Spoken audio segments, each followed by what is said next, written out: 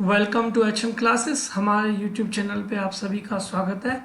आज हम इस वीडियो में कवर करेंगे एनटीए नेट पेपर 1 का most important questions part 2। Part 1 मैंने आपको प्रोवाइड करवा दी है, आप प्लेलिस्ट में जाके उससे आप देख सकते हैं। हाँ, इसमें से क्वेश्चन कई बार रिपीट हुए हैं और वापस रिपीट होने के पूरे चांसेस हैं। हम आगे बढ़ेंगे उससे पहले आज हमारे चैनल पे आप नए हैं तो हमारे चैनल को सब्सक्राइब कीजिए, लाइक कीजिए, फ्रेंड्स के साथ शेयर कीजिए और बेल आइकन को प्रेस कर दीजिए ताकि हर नोटिफिकेशन आप तक पहले पहुंच पाए। देखते हैं हम 16 नंबर क्वेश्चन। 15 नंबर क्वेश्चन तक मैंने आपको कल करवा दिए थे। कक्षागत संप्रेषण में कुछ उद्दीपकों की स्वीकार्यता और अस्वीकार्यता के बीच विभेदन किसका आधार है?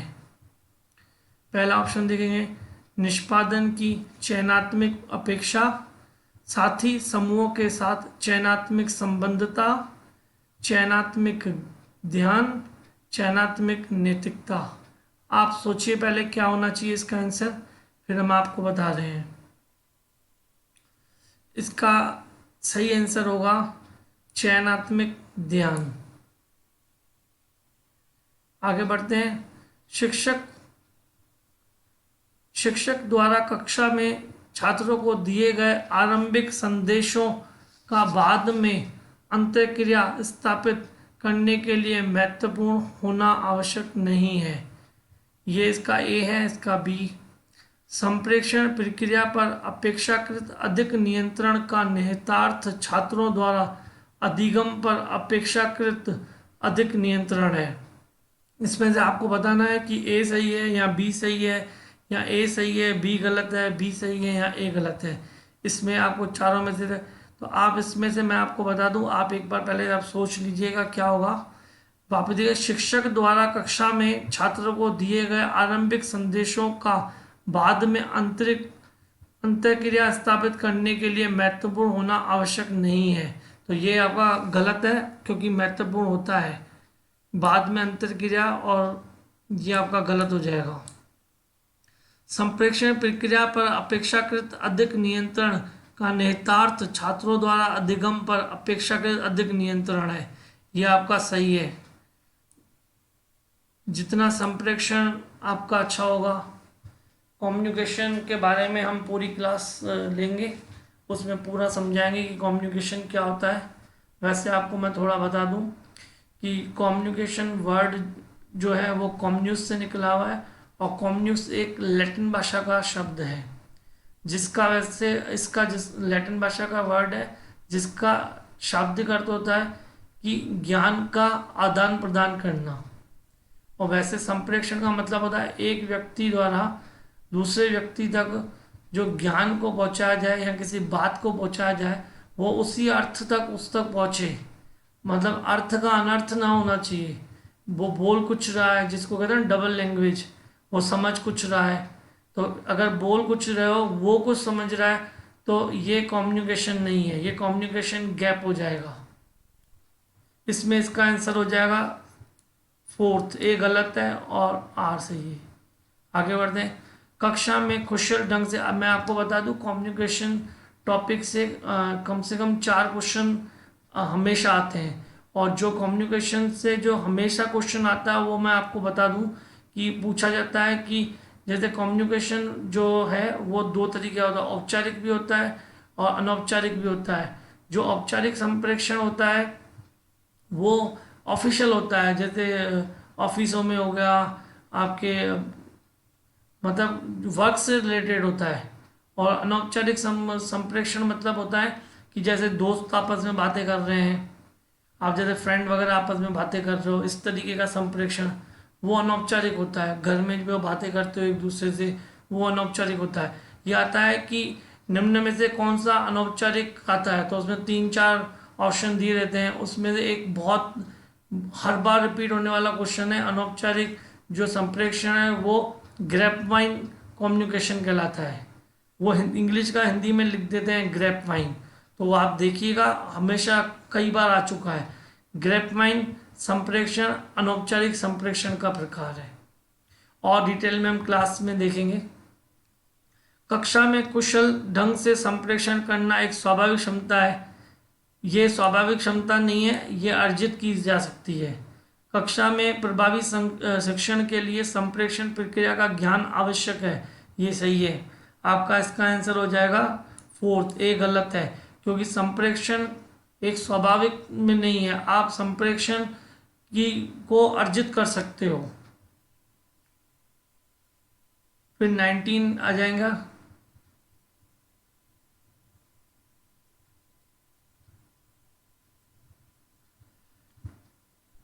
कक्षागत संप्रेषण एक क्रियान्वितकारी प्रक्रिया है। सही है। जो क्लासरूम कम्युनिकेशन होता है ना, एक प्रोसेस के हिसाब से चलता है। आप देखिएगा, अब कोई टीचर भी है तो वो पहले पढ़ाएगा, फिर आपसे पूछेगा कि समझ में आया नहीं आया, फिर क्वेश्चन देगा, फिर आप उसका फीडबैक देगा। This is a process of communication. Classroom communication में कोई भी शिक्षक इस मान्यता के अंतर्गत कार्य नहीं करता कि छात्रों की अनुक्रियाएं सौदेश्य होती है। इसका आपका आंसर हो जाएगा, देखो ये तो बिल्कुल सही है, ये प्रोसेस का है, और आपका दूसरा इसका हो जाएगा ये गलत है। कोई भी शिक्षक इस मान्यता के अंतर्गत कार्य नहीं करता है, जबकि वो कार्य करता है। जो शिक्षा होती है ना, वो सौदेश्य होती है, और अनुक्रियाएं मतलब इंटरेक्शन, वो ऑब्जेक्टिव होता है। तो ए सही है और आर गलत है। ए सही है, आर गलत है। फिर आ जाते हैं मानव संप्रेषण प्रक्रिया के विवरण के लिए निम्नलिखित में से कौन सा कथन समुच्चय सही है। इसको पूरे को आप पढ़ के फिर देखिए। अशाब्दिक संप्रेषण विचारों को उद्दीप्त कर सकते हैं, बिल्कुल सही है। देखो संप्रेषण के भी ये भी रूप है, एक शाब्दिक भी होता है, एक अशाब्दिक भी होता है। तो ये अशाब्दिक का मतलब होता है कि मुख मुद्राओं से संप्रेषण करना, जैसे आंखों से इशारे करना, इस तरीके से। तो वो विचारों को अलग कर सकता है, उद्दीप्त कर सकता है, क्योंकि आप कुछ और इशारा कर रहे हो, कुछ और समझ ले। संप्रेषण एक अर्जित क्षमता है। ये मैंने आपको बताया था कि संप्रेषण को हम अर्जित कर सकते हैं पहले में ही। संप्रेषण एक सार्वजनिक समाधान नहीं है, ये भी सही है। संप्रेषण का एक सार्वभौम का मतलब होता है कि हर जगह एक ही चीज हो जाए। तो हर जगह एक ही चीज तो केवल साइंस में हो सकती है, बाकी कहीं नहीं मिलेगी आपको। फिर संप्रेषण खंडित नहीं हो सकता। हो सकता है, अगर मैं अब जैसे कि अभी का उदाहरण ले लें, जैसे मैं आपको पढ़ा रहा हूँ और बीच में कोई सॉफ्टवेयर की प्रॉब्लम हो गई और फिर सही हो गई, तो बीच का जो हिस्सा है वो कट जाएगा। तो मैंने जो आपको कहा वो आपको उसी ढंग से पहुंच पाएगा कि मैंने आपको जो बोला हो, तो खंडित तो हो चुका हो। तो ये इसके ABCD हैं। अधिक संप्रेषण का अर्थ छात्रों द्वारा अधिक प्रभावी अधिगम है, ये नहीं है, नहीं हो सकता। कक्षागत संप्रेषण के माध्यम से सीखे हुए का मूल्य छात्रों के लिए महत्वपूर्ण नहीं है, होता है, इसलिए ये भी गलत है। इसका होना है ABCD। अब आ जाते श्रृंखला में -1, 5, 15, 29। इसकी मैं अलग से क्लासरूम में ये अलग से लूँगा क्लास इसकी मैं, और डिटेल से इसकी श्रृंखलाएं समझाऊंगा। अभी के लिए मैं आपको आंसर बता देता हूँ, आप इसको करके देखना। इसका आंसर आपका हो जाएगा 47। फिर इस श्रृंखला में देखो ABCD, D, GK, HMS, MTB, SBL। इसमें क्या करना है आपको, पहले पेपर में जाइए तो पहले ABCD Z तक लिख लीजिएगा शुरू में जब समय लगे। फिर ABCD के हिसाब से इसको सेट कीजिएगा कि A के बाद कितने अक्षर का गैप है या नहीं गैप है। जैसे कि आप देखिए A और B में कोई गैप नहीं है, फिर C का गैप है, फिर D है, फिर D सेम आ रहा है, फिर G के बीच में 2 गैप है, फिर G से K के बीच में 3 गैप है। ये पूरी श्रृंखला 1, फिर 2, फिर 3, फिर 4, 5 ऐसे करके चलती जाएगी इस तरीके। अभी तो मैं आपको इसका आंसर बता देता हूँ। इसका आंसर आपका हो जाएगा ZKW। आप इसको करके देखना एक बार, और क्लास में अलग से मैं इसकी मेंटल एबिलिटी का हर एक चैप्टर लूँगा और अच्छी तरह से समझाऊंगा कि क्या कैसे करना है। फिर जैसे वाराणसी का कूट WCUECJ, तो कोलकाता कूट हो जा। देखो मैं बताऊँ, मैंने आपको बता दिया कि ABCD आपको पूरे पेपर पे लिख देनी है। उस पेपर पे ABCD लिखने के बाद इसमें जैसे V जैसे W है, तो देखो इसका डायरेक्ट ही आपका सेट हो रहा है। अगर देखा जाए तो V जो W आपका आ रहा है तो कंटिन्यूस है, तो वहीं पे आप देखेंगे तो K जो है, के बाद सीधे क्या, फिर L आ जाएगा। फिर देखो कि A के बाद C है, यानी बीच में दो गैप आ गए। तो ऐसे ही O के बाद P एक गैप आ गया, फिर आपका Q ये सेकंड नंबर पे होगा। इसका आंसर ऐसे 4 हो जाएगा। फिर एक महिला ने अपने पति से राकेश का परिचय कराते हुए कहा, इसके भाई के पिता मेरे दादा के इकलौते पुत्र हैं। यह महिला राकेश की क्या लगती है? आप एग्जाम्पल अपने घर फैमिली पे सेट करके देखना और आपको आ जाएगा कि एक महिला है, वो एक लड़के को, राकेश को बोल रही है कि इसके भाई का पिता, यानी उसका पिता के दादा, यानी उसके पिता का पिता यानी दादा, उसका इकलौता पुत्र है, यानी उसका पिता हो गया। यानी ये लड़का जो राकेश है कि ये महिला बहन हो गई। सेट करके देखना, ये सेट हो जाएगा इजीली। फिर देखिए आप इसमें 25 नंबर पे, 25 में देखिए दो संख्याओं का अनुपात 2:5 है। यदि दोनों संख्याओं में 16 जोड़ा जाए तो उनका अनुपात 1:2 हो जाता है। ये संख्याएं हैं। इसमें शॉर्टकट ट्रिक्स बताता हूँ, सीधे ही जो ऑप्शन दिए हैं उसको आप सेट कर लीजिए, उसी से आपको मिल जाए। जैसे आप देखिए 2:5, तो 16 4 40 2:5 है, ये भी 2:5 है, ये भी 2:5 है, ये भी 2:5। फिर आप उसमें 16 जोड़ा जाए जो 1:2 जाए, तो आप जो आपको बहुत ही पास वाला जो लगे ना उसमें, क्योंकि यूजीसी के पेपर में टाइम बहुत कम मिल रहा है इस बार, वैसे ही कि 2 पैराग्राफ आ रहे हैं। उसमें एक पैराग्राफ तो आपके फर्स्ट पेपर में आ रहा है और सेकंड में आपके 2 पैराग्राफ आ रहे हैं, और एक पैराग्राफ तो ऐसा आ रहा है जिसका कोई लिंक ही नहीं मिलेगा कि कौन सा सही है कौन सा गलत है। इस तरीके से बिल्कुल इतना हार्ड आ रहा है। जैसे 16, जैसे 32 में 16 जोड़ो 40, 16 में 32 जोड़ा 48 हो गए, 18 में 16 जोड़ा 96 हो गए, तो हो गया 48 और 96, ये इसका ये आंसर हो जाएगा। फिर हो गया प्रज्ञा की श्रेष्ठता किसी एक विषय के बारे में उसकी एकाग्रता शक्ति पर उसी प्रकार निर्भर करती है जिस प्रकार कॉनकेव दर्पण पर उस पर पड़ने वाली सभी किरणों को एक बिंदु पर संग्रहित करता है। आपने पढ़ा होगा साइंस में कॉनकेव और कॉन्वेक्स करके, वो दूर की दृष्टि दोष और पास की दृष्टि दोष में ये कॉनकेव और कॉन्केव आता है, कॉन्वेक्स और कॉनकेव आता है, ये उससे संबंधित है। ये आ रहा है कि उपरोक्त में किस प्रकार का तर्क निहित है, ये सादृश्यता का है, सादृश्यत्मिक तर्क है ये। नीचे दिए गए वाक्यों में ए और बी में दिए गए उसके 4 निष्कर्ष हैं, उस कूट का चयन कीजिए जो वैध रूप से निगमित निष्कर्ष को दर्शाता है। देखिए आधार वाक्य अपने कौन से हैं, अधिकांश नर्तक शारीरिक रूप से फिट हैं और अधिकांश गायक नर्तक हैं। ये इस तरीके से इसके गोले बना के किया जाता है, इस तरीके से यूं, जैसे एक चीज़ बिल्कुल ही दूसरे में फिट हो रही है तो ये बिल्कुल इस तरीके का गोला बन जाएगा। दोनों एक दूसरे से लिंक है तो ये इस तरीके का गोला बनता है। इसमें हम देख लेते हैं क्वेश्चन आपका हो जाएगा इसमें, अधिकांश गायक शारीरिक रूप से फिट हैं, ये नहीं हो सकता। देखा अधिकांश नर्तक कह रहा है कि फिट हैं, तो इसका मतलब ये नहीं है कि अधिकांश गायक ही शारीरिक रूप से फिट हैं, ये नहीं हो सकता। अधिकांश नर्तक गायक हैं, अधिकांश नर्तक गायक हैं, ये तो है ही। अधिकांश शारीरिक रूप से फिट व्यक्ति नर्तक है, बिल्कुल है, अधिकांश शारीरिक रूप से फिट व्यक्ति नर्तक है, ये भी दो हैं। अधिकांश शारीरिक रूप से फिट व्यक्ति गायक है, ये नहीं है, इसका बी और सी हो जाएगा।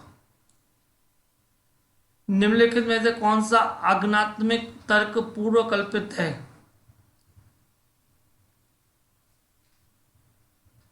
इसमें सर्वसम्यता का नियम, प्रकृति में अपरिवर्तनीयता का नियम, प्रकृति में सामंजस्य, प्रकृति की समरूपता, इसका आपका आंसर है 4, प्रकृति की समरूपता।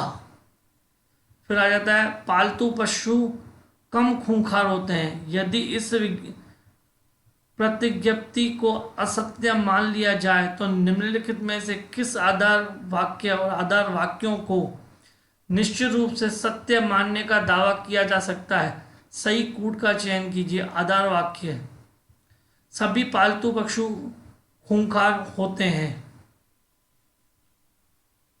सही है। अधिकांश पालतू पशु खूंखार होते हैं, कोई भी पालतू पशु खूंखार नहीं है, ये तो हो ही नहीं सकता। आप पढ़ के देखना। कुछ पालतू पशु खूंखार नहीं होते हैं, ये भी नहीं हो सकता। ये आपका इसका हो जाएगा ए और बी।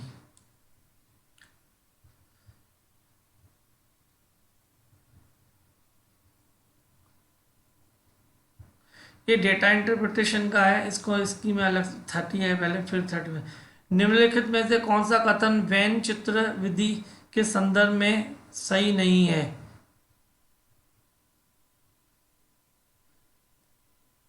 यह तर्कों की वैधता के परीक्षण की एक विधि है।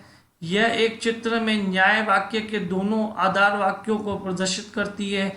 इसमें निरपेक्ष न्याय वाक्य के मानक रूप के दो आधार वाक्यों के लिए परस्पर व्याप्त दो वृत्तों की आवश्यकता होती है। इसका वर्गों के अलावा आधार वाक्यों को प्रदर्शित करने के लिए उपयोग किया जा सकता है।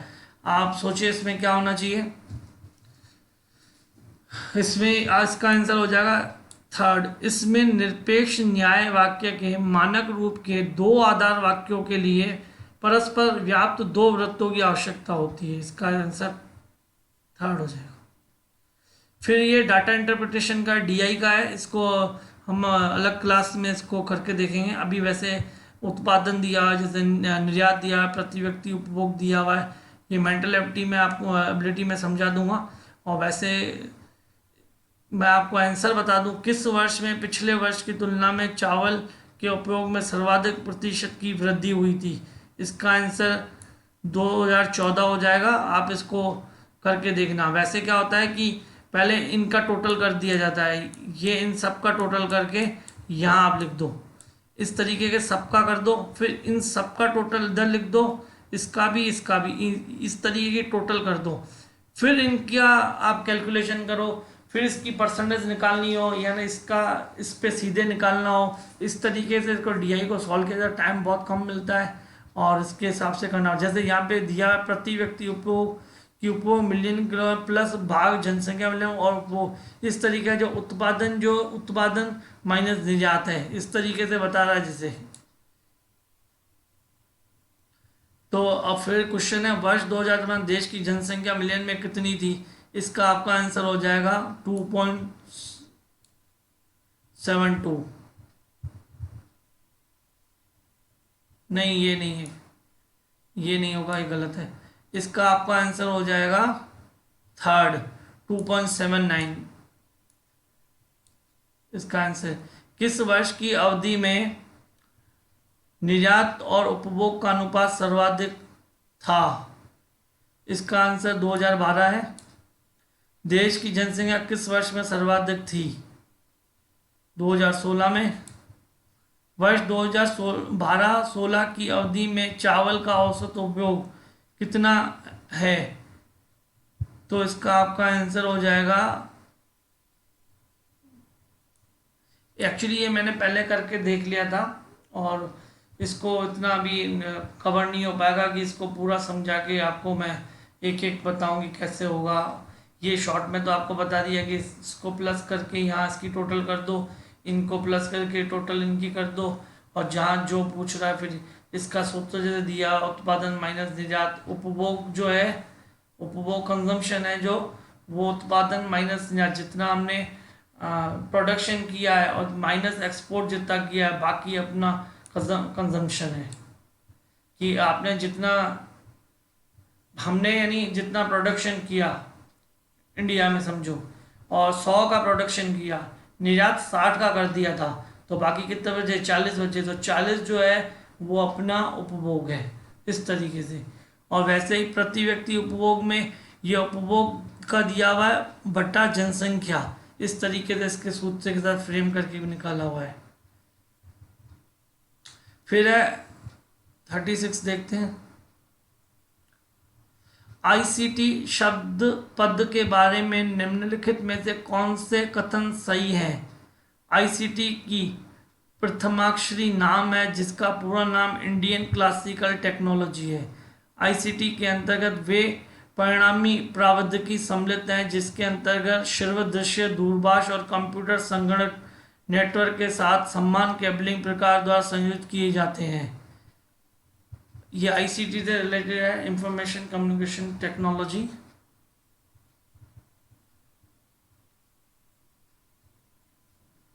इंडियन क्लासिकल टेक्नोलॉजी ये तो नहीं है, गलत है। आई का मतलब इंफॉर्मेशन, सी का मतलब कम्युनिकेशन, टी का मतलब टेक्नोलॉजी। क्लासिकल नहीं होता है। इसका क्यू है आईसीटी के अंतर्गत परिणामी प्राथमिक सम्मिलित है जिसके अंदर शुरू जैसे आईसीटी में ये कह रहा है कि क्लासिकल नहीं होता है। आईसी का मतलब होता है information communication technology, ICT. ICT में क्या आता है? आईसीटी जो जैसे अभी चल रहा है ये भी आईसीटी का ही रूप है, जिसमें मैं बोल रहा हूँ रिकॉर्ड हो रहा है एक तरह से। जैसे आप उसको सुन भी पाओगे, देख भी पाओगे। ये कंप्यूटर हो गया, संगणक हो गया, नेटवर्क हो गया, केबलिंग हो गई, ये सब आईसीटी है। इसका आंसर हो जाए क्यों। आपको मैं बताऊँ कंप्यूटर के क्वेश्चन वैसे इसमें काफ़ी इजी आते हैं और कम्युनिकेशन के कभी इजी भी आते हैं, कभी टफ भी आ जाते हैं। एक नए लैपटॉप का निर्माण किया गया जिसका भार कम है और अधिक लघु है तथा अपने पूर्ववर्ती मॉडल की तुलना में कम बिजली का उपयोग होता है। इसको बनाने में निम्नलिखित में से किस प्रौद्योगिकी का उपयोग किया गया था? Universal serial bus mouse, faster random access memory, Blu-ray drive, solid state hard drive. ये इसका आंसर लैपटॉप वगैरह में बनाने के लिए सॉलिड स्टेट हार्ड ड्राइव का किया जाता है। आपको बता दूं मैं 2 या 3 दिन के अंदर आपकी करंट जीके का सेक्शन स्टार्ट करूंगा, आप उससे भी देखिएगा, बहुत काम आएंगे। निम्नलिखित ईमेल फीड्स में से स्वामी को संदेश मिलने पर वह कौन से ईमेल पतों को जान सकेगा? जैसे मैं आपको बताऊँ 2 का जो होता है यानी सीधे उस जिसको भेज रहे हैं वो हो गया। सीसी का मतलब होता है एक तरह से कार्बन कॉपी, यानी जिसको मैं जैसे कि मैं आपको लेटर भेज रहा हूँ, ईमेल भेज रहा हूँ, तो ईमेल आपके साथ किसी और को भी भेजा है मैंने, वो सीसी में भेजा। और बीसीसी होता है ब्लैंक कार्बन कॉपी, जो मैंने तीसरे को भी भेजा। लेकिन आपको जो लेटर मिला है जैसे राम स्टेट कॉम को मिला है, तो वो राम जो है वो राज स्टेट कॉम और रवि स्टेट कॉम तो देख सकेगा, इन दोनों को देख सकेगा कि मैंने इसके साथ इन दोनों को भी भेजा है। लेकिन जो ब्लैंक कार्बन कॉपी है वो ये है, ये वाला स्वामी यानी जिसके पास है वो इन दोनों को नहीं देख सकता है। इसलिए इसका आंसर देखो राम स्टेट और ये यानी ये तीनों इसमें आ गए, राम राज और रवि। ये राम राज रवि, ये इसका आंसर 2 हो जाएगा। तीनों एक में आ रहे हैं, ये थर्ड नहीं हो सकता। फिर ये तो बहुत इजी आ गया। भंडारण की निम्नलिखित इकाइयों को सही क्रम में रखिए, जिसमें पहले लघुत्तम इकाई से प्रारंभ करते हुए दीर्घम इकाई को जल्दी जगह पहले पहले आ जाता है बिट, आप सबको पता होगा तो। फिर वैसे निब्बल आता है जो 4 बिट होती है जिसमें निब्बल में। फिर होता है बाइट जिसमें 8 बिट होती है।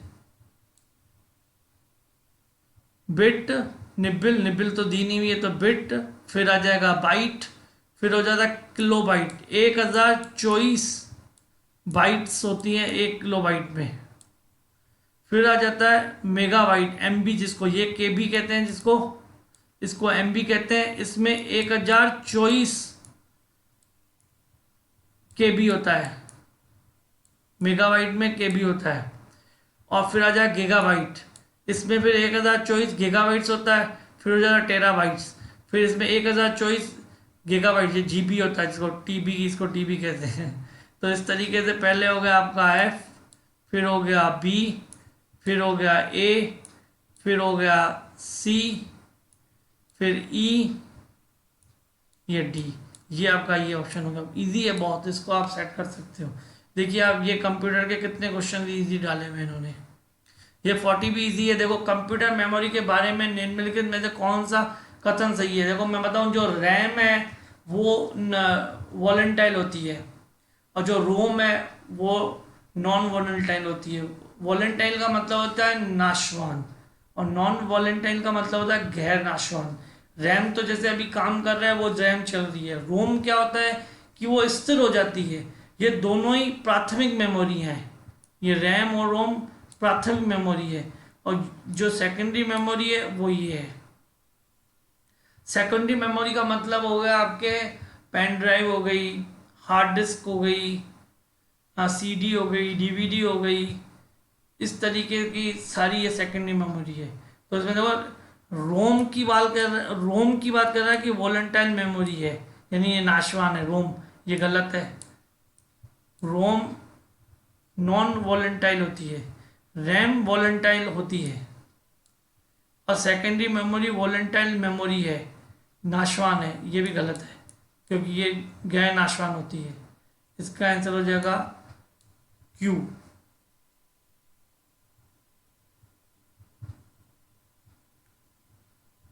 फिर देखते हैं, ताप विद्युत संयंत्रों में उत्पादित फ्लाई ऐश एक पर्यावरण हितैषी संसाधन है जिसका किसमें उपयोग किया जाता है।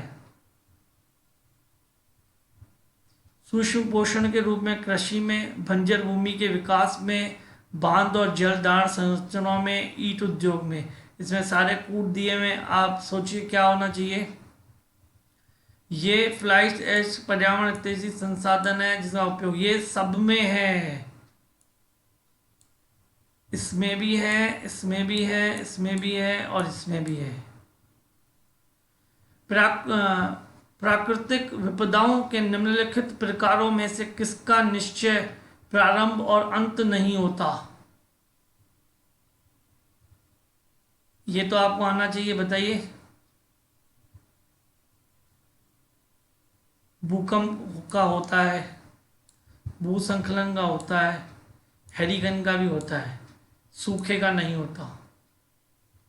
इसका आंसर ये हो जाएगा।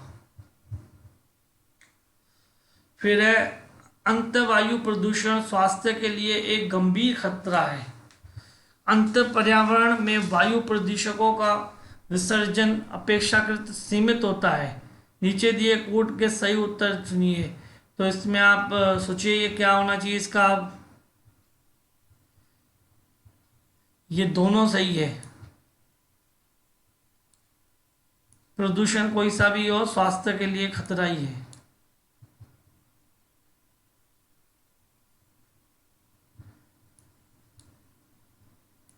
इसका ए है, ए आर दोनों सही है। आर ए की सही व्याख्या है।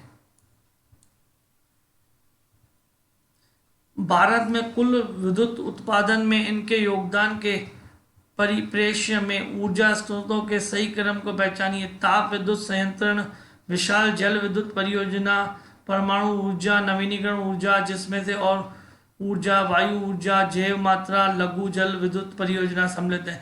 ये इसको सेट करना है आपको। ये ग्रेटर देन का निशान है, ये ग्रेटर देन, यानी ये इससे ज़्यादा, ये इससे ज़्यादा, ये इससे कम से कम से, ये लेस देन। तो इसमें आपका हो जाएगा, ये हो जाएगा। ये पहले ताप विद्युत है, फिर आपका सौर ऊर्जा है, फिर आपकी ये LHP है, फिर NE है, लास्ट में परमाणु ऊर्जा है। भारत की नदियों में निम्नलिखित में से किसको प्रदूषण का प्रमुख स्रोत माना जाता है। या नदियों में सबसे ज्यादा प्रदूषण कौन फैला रहा है।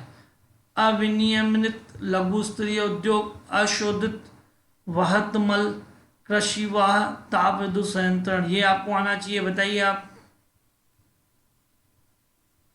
ये इसका आंसर अशोधित वहत मल है। मल का मतलब आप समझ गए होंगे।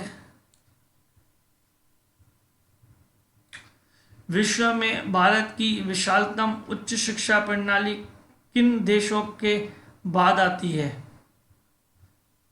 किन देशों के बाद भारत की प्रणाली आती है? अमेरिका, एक तो यूएसए का अच्छा है और दूसरा अपना यूनाइटेड किंगडम का। पहले पे अमेरिका है, फिर यूके, ये यूएसए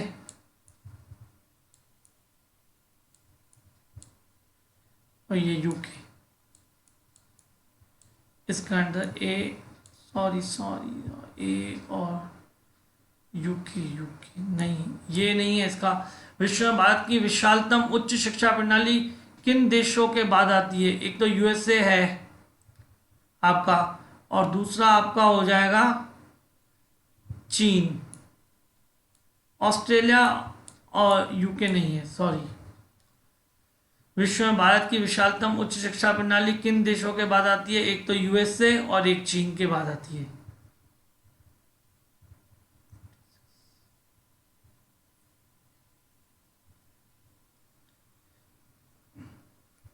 ये उस टाइम जब ये पेपर आया था, ये अभी की बात नहीं है।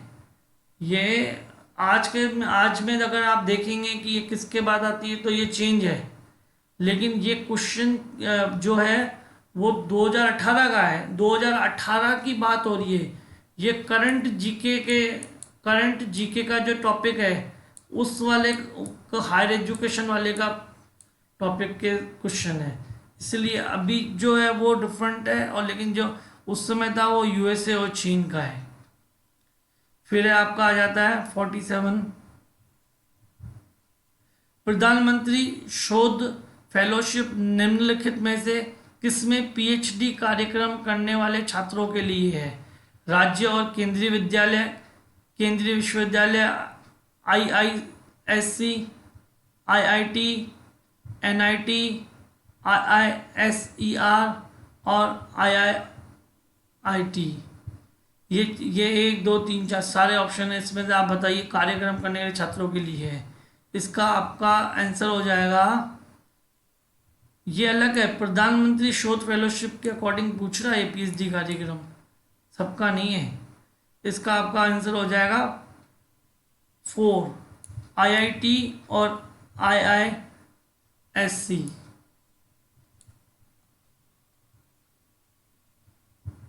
विपक्ष का नेता उन समितियों का एक सदस्य होता है, ये पॉल साइंस का आ गया, जो चयन करती है केंद्रीय सूचना आयुक्त का, केंद्रीय सतर्कता आयुक्त का, राष्ट्रीय मानव अधिकार आयोग के अध्यक्ष का, राष्ट्रीय महिला आयोग के अध्यक्ष का।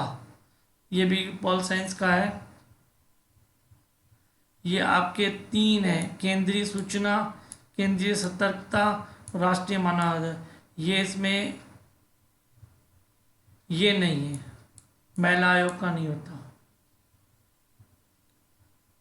जेंडर बजटिंग के बारे में निम्न में से कौन सा कथन सही है? जेंडर बजटिंग 2005 और 6 में स्टार्ट हुई थी।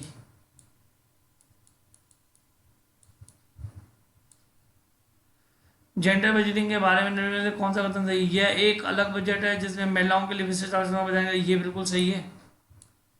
इसमें महिलाओं पर सरकार के बजट के प्रभाव का मूल्यांकन किया जाता है, सही है। ये एक लेखाविधि का कार्य है, और यह एक और बजटिंग निवोन्मेष है। इसका आपका आंसर हो जाएगा